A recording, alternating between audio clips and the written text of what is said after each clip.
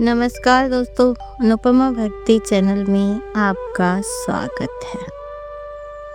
आज हम बात कर रहे हैं हरि की, भगवान विष्णु की, नारायण की। भगवान विष्णु ने ब्रह्मांड को संतुलित और बुराइयों से बचाने के लिए कई अवतार लिए हैं। जैसे आप जानते ही हैं कि भगवान विष्णु जगत के पालनहार हैं, जो ये ब्रह्मांड को जो कैसे चलाना है, क्या चलाना है, ये सारा भार हमारे शिव ने उनको दे रखा है।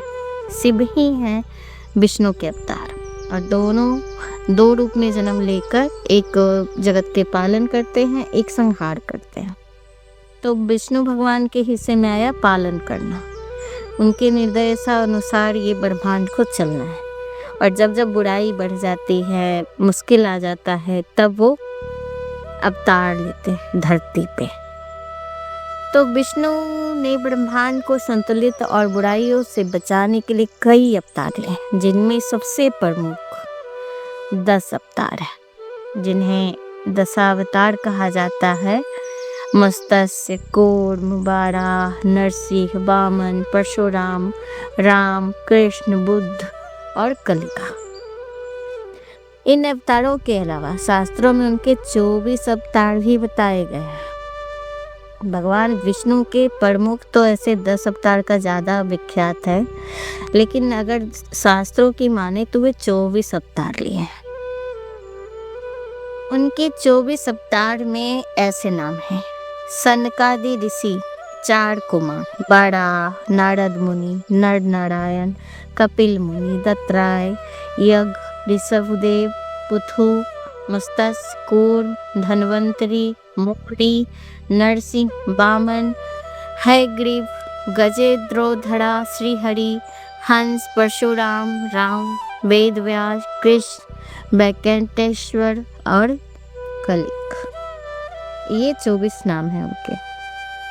पुराणों के अनुसार 24वां अवतार कल्कि अवतार के रूप में होना अभी बाकी है, अभी हुआ नहीं है। ऐसे 24 अवतारों में से 10 अवतार विष्णु जी के मुख्य अवतार माने जाते हैं और लोगों के बीच ये लोकप्रिय भी है।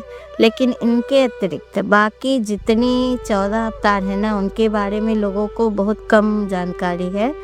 तो हम अभी बात करेंगे सबके बारे में। लेकिन अभी 23 अवतार हुआ है। 24वां अवतार कल्कि के रूप में भी होना है, जो भी हुआ नहीं, वो कलयुग में होना था, तो वो भी अवतार लेंगे। दीति के गर्भ से 2 पुत्र उत्पन्न हुए थे, जिनका नाम महर्षि कश्यप ने हिरण्यकश्यपु और हिरण्याक्ष रखा था। इन दोनों यमल के उत्पन्न होने के समय तीनों लोकों में अनेक प्रकार के भयंकर उत्पात होने लगे। स्वर्ग, पृथ्वी, आकाश सभी कांपने लगे और भयंकर आंधियां चलने लगी। सूर्य और चंद्रमा पर केतु और राहु बार बार बैठने लगे। उल्कापात होने लगा, बिजलियां गिरने लगी, नदियों तथा जलाशय के जल सूख गए, गायों के स्तनों से रक्त बहने लगे, उल्लू, सियार आदि रोने लगे। दोनों दैत्य जन्म लेते ही आकाश तक बढ़ गए। इनका शरीर फौलाद के समान पर्वताकार हो गया था। वे स्वर्ण के कवच, कुंडल, कलहरनी, बाजूबंद आदि पहने हुए थे। हिरण्यकश्यप ने तप करके ब्रह्मा जी को प्रसन्न कर लिया था। ब्रह्मा जी ने उसे वरदान दिया कि उनकी मृत्यु न दिन में हो, न रात में, न घर में भीतर हो, न बाहर। इसी तरह अभय होकर वह तीनों लोक पर विजय प्राप्त करके वह एक छत्र राज करने लगा।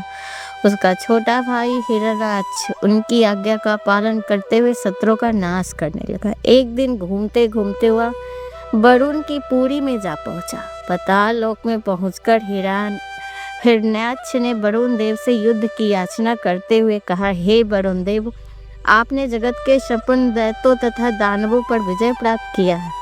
मैं आपसे युद्ध की इच्छा मांगता हूँ।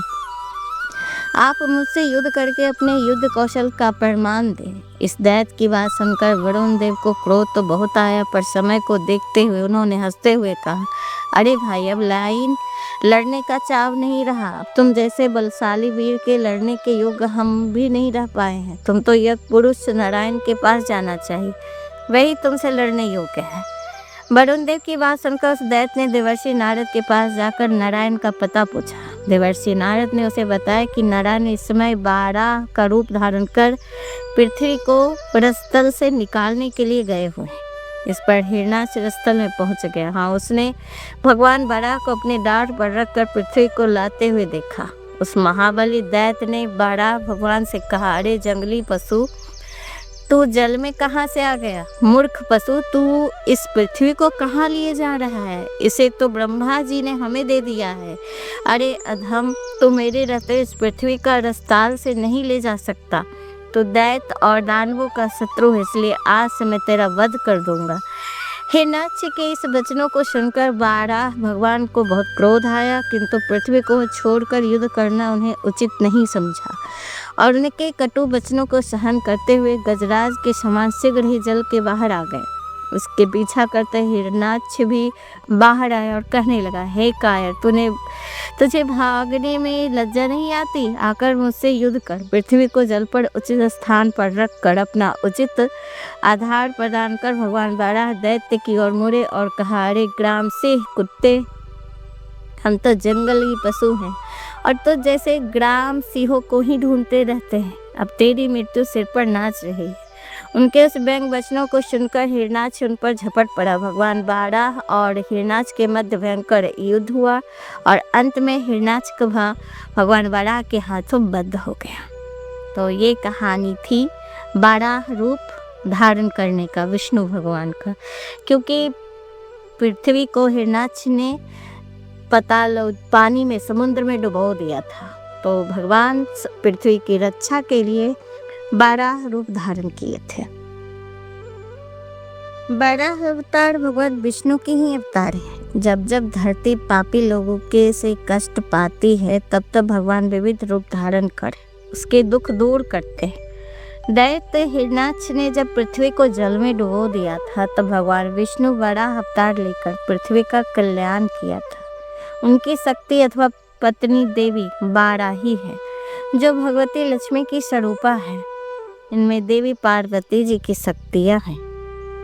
कहते हैं कि हिरणाक्ष नामक एक शक्तिशाली दैत्य, जिसकी मैंने अभी कही कहानी, उसी ने पृथ्वी को चुराकर रसाताल में छिपा दिया था, जिनके चारों ओर जल भर गया और देवताओं का एवं प्राणियों को भारी कष्ट होने लगा था। उनका जीवन मुश्किल में पड़ गया था। तब भगवान विष्णु पृथ्वी को बचाने के लिए भगवान विष्णु ने 12 यानी सुअर का रूप धारण किया। जब ब्रह्मा चिंतित होकर पृथ्वी के उद्धार के बारे में सोच रहे थे, तब उनकी नाक से एक छोटे से बड़ा शिशु के रूप में भगवान प्रकट हुए और जल्द ही वे एक विशाल पर्वताकार रूपों में गर्जना करने लगे। तो वो उनका जन्म, बराह का जन्म ब्रह्मा जी के नाक से हुआ था और वो पृथ्वी का उद्धार करने के लिए बराह जल में प्रवेश कर गए और अपनी थूथनी, यानी आपने देखा होगा बराह के आगे जो थूथनी होता है, उससे उन्होंने दांतों की सहायता से जल में डूबी हुई पृथ्वी को पता लगाकर उसे अपने दांतों पर उठाकर रसताल से बाहर ले आए थे और हिरणाक्ष का वध भी किया था उनसे युद्ध करके। हिरणाक्ष को परास्त करने के बाद भगवान बराह ने अपने खुरों से जल को स्तंभित किया और पृथ्वी को उस पर स्थापित कर दिया। इस प्रकार पृथ्वी को उनके मूल स्थान पर स्थापित किया और सृष्टि का कार्य आगे बढ़ सका। तो जब जब पृथ्वी पे या ब्रह्मांड में मुश्किल आती है, तो विष्णु भगवान पालनहार हैं। उन संकटों से, उन बुराइयों से उनकी मदद करते हैं, तब वो अवतार लेते हैं। उसी में से बड़ा अवतार उन्होंने लिया था। इसी तरह मैं आगे भी उनके अवतारों के बारे में वर्णन करूँगी। आपको ये कैसा लग रहा है हमें ज़रूर बताइएगा। अगर अच्छा लग रहा है तो प्लीज़ हमें सब्सक्राइब कीजिए, लाइक कीजिए और मेरी वीडियो सुनने के लिए आपका बहुत बहुत धन्यवाद। नमस्कार।